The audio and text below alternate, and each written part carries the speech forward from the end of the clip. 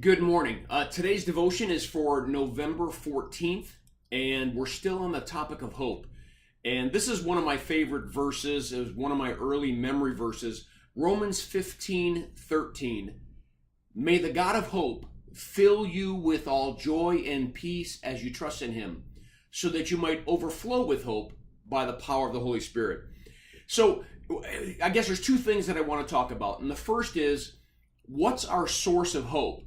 I think a lot of people dig down deep and they think somehow it's their responsibility to well up some kind of hope. It's their responsibility to try to create some hopeful feeling in the state of suffering or trials or tribulations.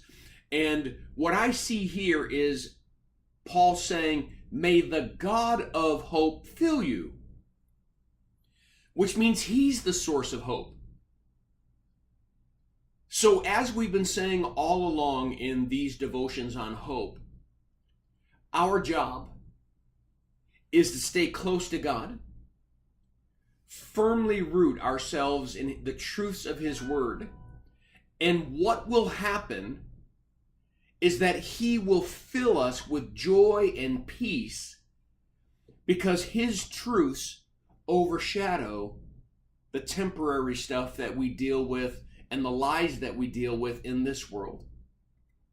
And then secondly, by doing so, we will not just be full enough. He'll not just give us some hope, but it says that we will overflow with hope by the power of the Holy Spirit.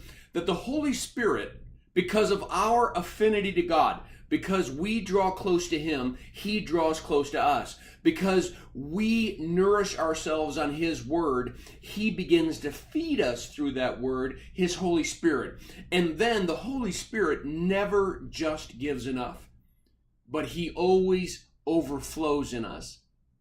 It's like the woman at the well when Jesus says that I could give you living water that would well up in you like a fountain.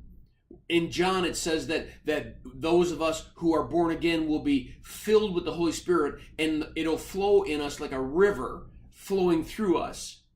Jesus never just gives enough, but he gives more than enough. When he fed the 5,000, he didn't just give enough for the people to eat, but 12 baskets of leftovers were brought.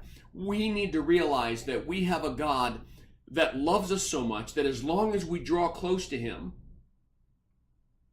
and grab onto his truths and hold on to them, he will do the rest.